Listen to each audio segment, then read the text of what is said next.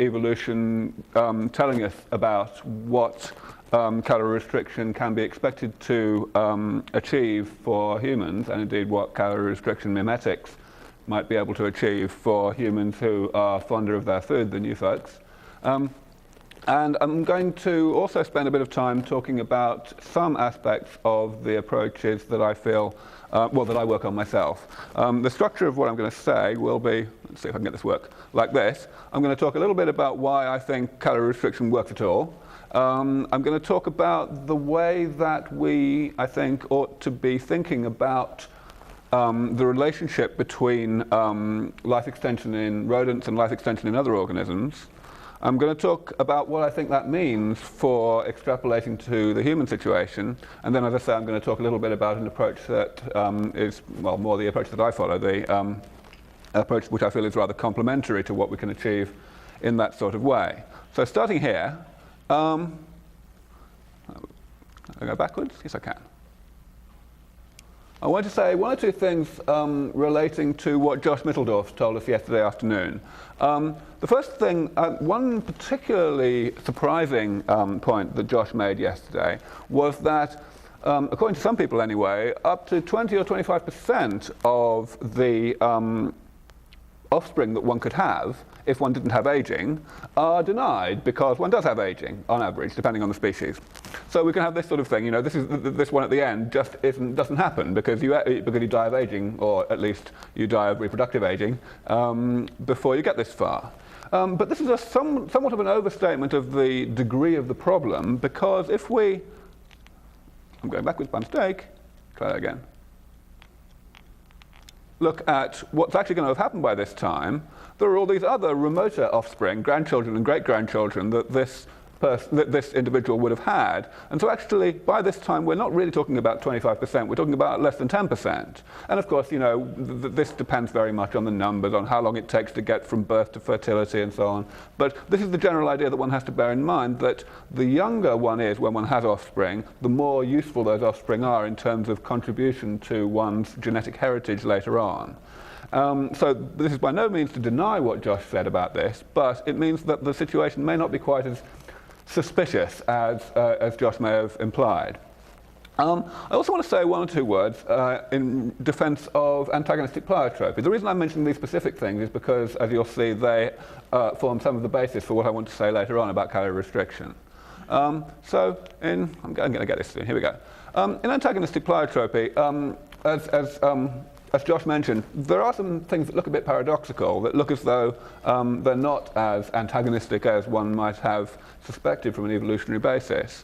But I think one aspect of the life history that we see in nature that does look very much, at least to me, like antagonistic pleiotropy, is this phenomenon here, where within a species, the smaller individuals tend to live longer. So small breeds of dogs live longer, small breeds of horses, and so on.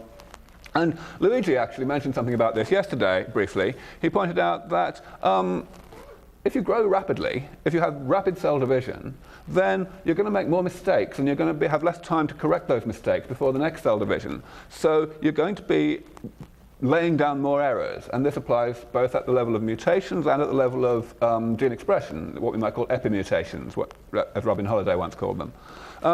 These errors, of course, cause cancer, and they may cause other aspects of aging directly. That's rather controversial, but certainly they are in danger of causing other aspects of aging indirectly, because many of the aspects of aging that we see that don't look as though they have anything to do with cancer seem, again, for antagonistic pleiotropic reasons, to be there mainly to defend against cancer. And so by an indirect route, this process may actually hasten aging. In other words, what we have here is that growing fast may be more or less inevitably a predisposition to aging fast as well. Now, I'm going to use this as some of the basis for what I want to say about calorie restriction. Because I'm not actually all that keen on the usual argument for why aging happens and why calorie restriction slows it. This is basically the usual argument. The first point, of course, is that it's extremely hard to contribute to the next generation if you're already dead. And therefore, you know, you'd better get on and reproduce before you get eaten, or you die of hypothermia or starvation or whatever. And this is essentially the mutation accumulation argument. It says that if you are high up the food chain and in other ways have a low risk of death from causes independent of aging, then if you age rapidly, you're probably going to die of aging, and that's going to limit your ability to contribute to the next generation, so you'd better age more slowly. It's worthwhile in terms of fitness to acquire better defenses against aging. So that's sort of is the general reasoning why, irrespective of one's natural lifespan, the likelihood of dying of aging relative to dying of all the other things we might die of in the wild is about the same. Now, famine has, of course, the rather important characteristic that it precludes useful reproduction. In other words, you may be able to reproduce in a situation of famine, but the offspring that you have a relatively low chance of actually ever being able to have their own offspring, because they're quite likely to die of starvation before they get that far. So this is really, probably the most important aspect of famine in the wild, I reckon, in determining what makes sense in terms of life history. Now, the standard way of going from these 2 points to an explanation for the situation of calorie restriction involves energy trade-off. People point out, well, reproduction takes a lot of work, a lot of energy involved in doing reproduction, and maintenance, in other words, defending against aging, also takes a bunch of energy, and therefore, if reproduction is likely to be unproductive, is likely not to lead to remoter descendants, then it makes evolutionary sense to shift one's resource allocation more into maintenance and therefore into the chance of surviving long enough to have offspring after the famine is over. But there's a bit of a difficulty with this, which is really that the amount of energy that maintenance actually involves is rather controversial. Certainly some aspects of maintenance, DNA proofreading and so on, do certainly take a bunch of energy. But what you want to look at in evaluating this argument is the incremental amount of energy that's required to age really slowly and to live a long time relative to the amount that's required to live at all, to get even as far as puberty or as far as birth. And those numbers, to my mind, seem to be rather small. So I'm not sure about this argument. I'm not saying it's wrong, but I think it could do with a bit of ramification. And it turns out to be possible to ramify this quite easily on the basis of the sort of antagonistic pleiotropic point that I made earlier with regard to growth. Because we can say this. We start off with the same 2 points, that predation and other forms of extrinsic mortality are good reasons to get on and reproduce rapidly, and that famine is a good reason not to bother to reproduce rapidly. But then if we take into account the fact that reproducing early in life, at a young age, means you have to grow to adulthood in order to do so, and rapid growth may promote rapid cancer formation and rapid aging, then if we bear all that in mind, we can simply make a similar argument to the one I gave earlier, but one which does not involve an energy trade-off at all. It only involves a trade-off between rapid growth and careless growth. So, sloppy growth. If we point out that famine removes the benefit of rapid growth because famine precludes the useful reproduction, precludes the possibility of having offspring that will have their own, or at least it lowers the probability of that, then that is the trade-off. It means that it's worthwhile to maximize your probability of having late offspring at an advanced age, and you can only do that by slowing down your aging. So this is an argument which comes to exactly the same conclusions, but which does not rely on energy trade-off. And so I think that's quite a useful thing to remember.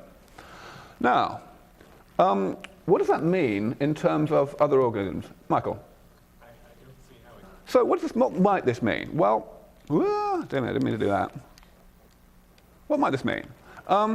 Now, despite all these caveats, which we can't argue with, that definitely exist, that definitely make this argument tentative, it looks at first sight awfully much as though animals of widely varying natural lifespans are able to increase their lifespan in response to nutrient deprivation by roughly the same absolute amount and not the same proportion of their default lifespan. That's only a rough approximation, of course. I mean, maybe we have a factor of 3, as I mentioned earlier, between very short-lived organisms and longer-lived organisms that differ in natural lifespan by a factor of a few hundred. And as I've mentioned, and Michael has, of course, stressed, there are plenty of caveats. But when we're asking, okay, what is likely to be true, that's when we have to start asking whether this simplistic interpretation makes any evolutionary sense. And unfortunately, on a bit of close inspection, it seems that it might make evolutionary sense. It seems that this might actually be what we would predict a priori from an evolutionary analysis of why calorie restriction extends lifespan at all. So I want to just digress for a moment and talk about a couple of other aspects of the way that evolution works. Some of you, well, most of you will probably know